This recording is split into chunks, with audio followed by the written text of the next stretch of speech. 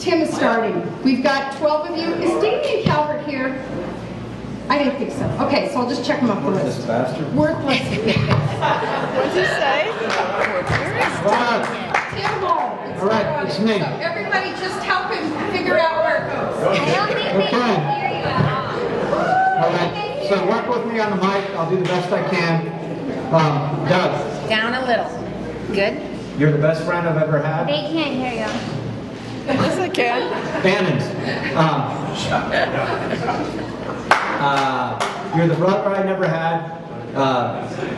You're the best friend I've had in my life. I've had a lot of good friends, but you're the best.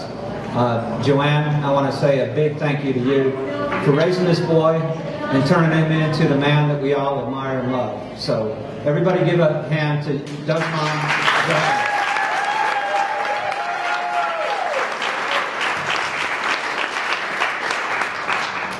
All right, so Doug can't really talk anymore. He can type with his eyes, which is kind of phenomenal if you think about it. But in any event, I'm sure he wishes he could express himself tonight with all these people here that are his friends, loved ones, people that admire him, people that he admires. And if he could just say one thing, I'm pretty sure I know what it is because I've known Doug a long time. And I'm pretty sure what he'd say tonight is, my balls itch.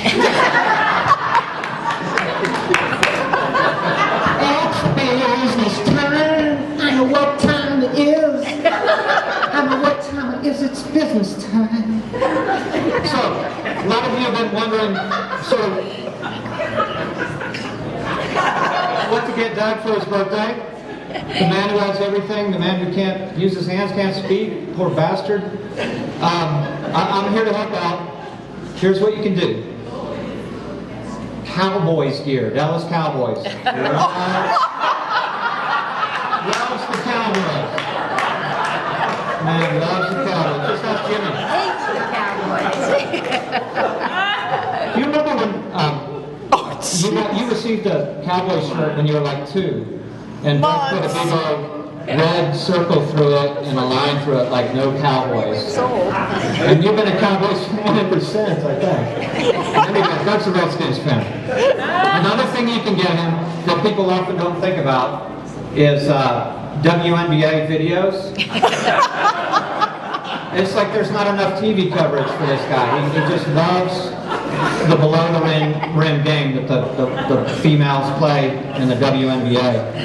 And then finally, just this is something that people don't often think about. People think he's a big Jimmy Buffett fan. He is, but in his heart of hearts, I'm almost glad he got ALS because he'll stop freaking talking about it.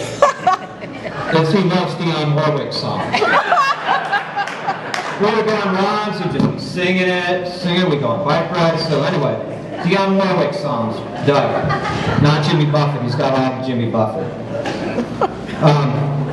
One thing you may not know about Doug is that he's a hero to us, but he has heroes.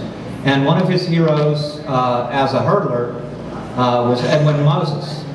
And in fact, he goes to Sports and Wellness, you go to Sports and Wellness, you show him your ID. He actually has a photo of Edwin Moses on his photo so that when he checks in, that's it. Nobody blinks an eye.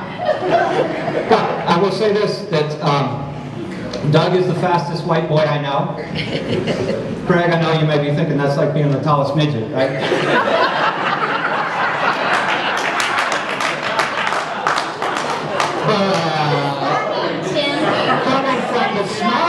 Coming from the smallest midget is something I look up to. In any event, getting back to idols, Doug's idols, current idol, doesn't talk about it a lot, just like Dionne Warwick. Current idol is the inspiration for this roast, Justin Bieber. Doug typed it out like real clear, like if Biebs can do it, I can do it. So, this is for you, Doug. ALS, in all seriousness, is a hideous disease. I've never seen anybody go through what Doug's been going through, and I admire the hell out of you for how you've handled it. You're the smartest, most articulate person I know, and I've seen you lose that, so you can't even speak. And I got to tell you, we've talked about this a lot. Some John, Mike, Dan, Others, there's silver linings that we talk about from ALS. And one of those silver linings is I've got a younger sister with Down syndrome and autism. And for the life of me, I communicate with her, we have a good time, but I've never fully understood her. And watching Doug lose his ability to communicate has made me aware of various facial expressions and gestures that she was doing over the years that I'd never realized she was communicating just like you are in a fairly brilliant way that all of us would aspire to if we were in the same boat. And it has come to the point now where I've observed her and I've observed Doug, and now I can say emphatically that my younger sister with Down syndrome is much smarter than Doug Schneider, the smartest attorney in Motto Sterling. A few more guys at the podium. All right, so Doug and I have been friends forever, not forever, 30 years, but in any event, he's sometimes, like most men do, struggled with expressing his emotions. Doug has made a point of proving that actions speak louder than words, and I'll give you a few examples. Now, one of them, we represent big companies all the time. Sometimes we want to go try the case. We want to try it. We want to win. Sometimes the company's averse to it and they want to settle. So this company, I won't name, but they settled a lot of cases, and at one point they settled for $1 million, and Doug was pissed. Literally pissed. He got the $1 million settlement check. I'm in the men's room. I walk in there, and Doug has his zipper down. And he's peeing on the check.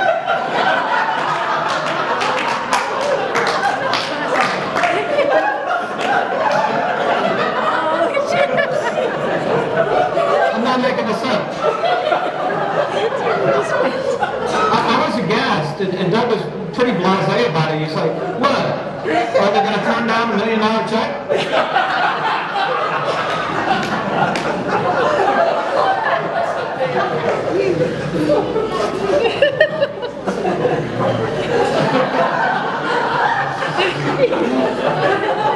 Don't make him choke. This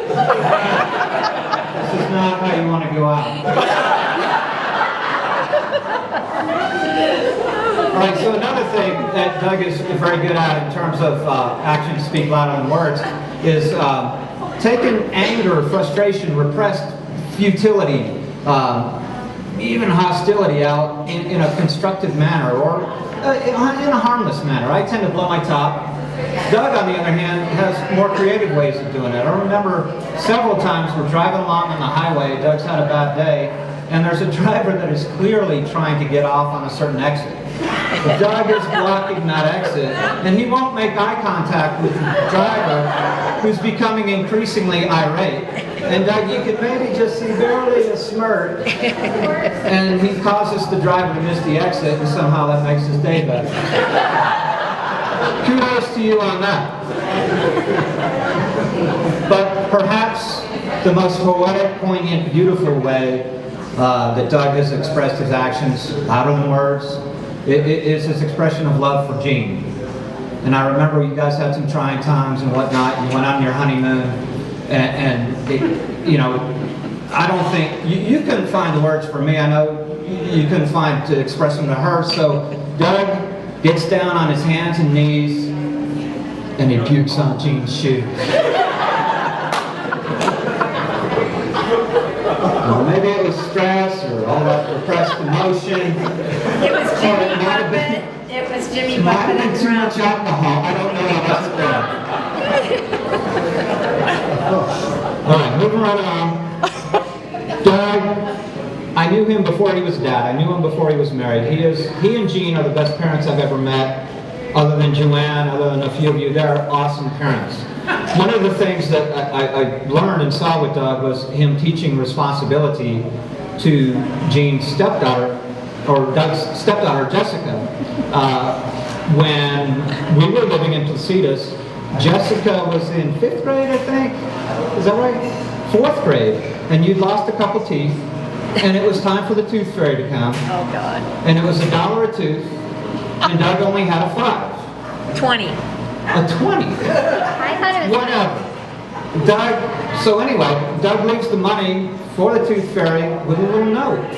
He has a $5 bill, leaves it, 20, whatever. He says, "You owe me 3 teeth."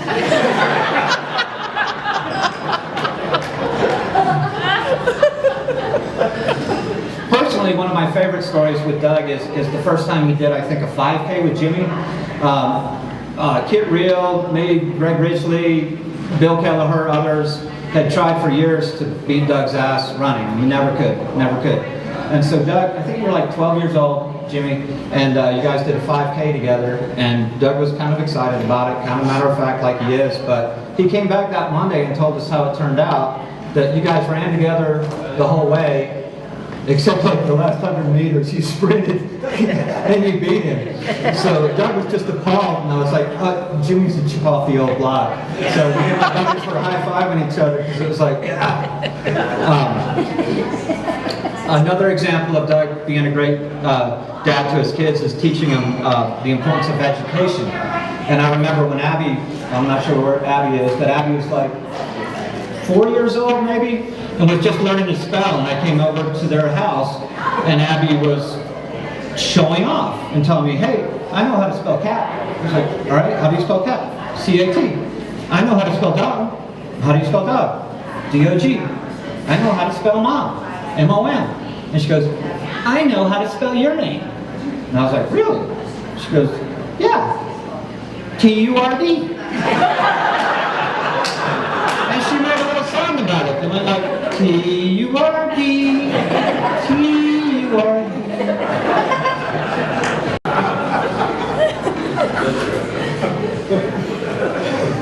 All right, I'm wrapping up here, but Doug and I have been great friends. We were great friends from the jump. And how did we become great friends? In most part was because we had a lot in common. We loved to run, loved to bike, loved to hike, loved to laugh. And he went to UVA, I went to UNC, and we hated Duke. And we still hate Duke. And that brings us to a little lesson in karma, which is sort of what life is all about, but we hated Duke so much that we made a little Bobby Hurley voodoo doll. And it was before the UNLV game, and we tortured that little bastard. We pulled his arms, we peed on him.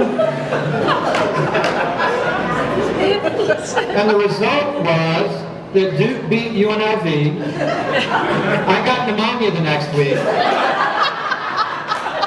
Doug separated his shoulder in a mysterious non-aeration accident. And so we learned a lesson about karma. You deserve Karma, but we still hate Duke. Now there's good karma, and Doug experienced that with the adaptive ski program. Doug helped a lot of people. I saw him commit weekends, and he enjoyed it. Helped a lot of people with disabilities ski and have fun. And now it's karma. All you people who love and admire and like Doug, it's good karma. It's coming back. It's helping Doug, and he deserves that.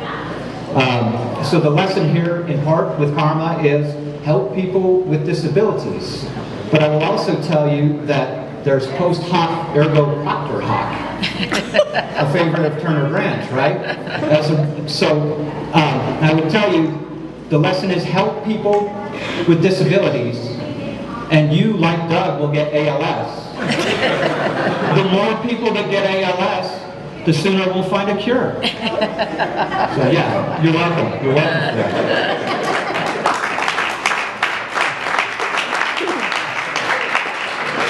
Final thought. God bless you all. Thank God for our loved ones. When you get home tonight, get down on your knees. Thank God for the ones you love. Find the one you love the most and puke on their shoes.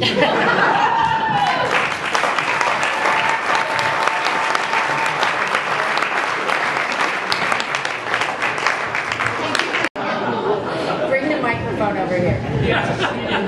Okay. Right I here. wasn't worried about this, but I would like my children to read.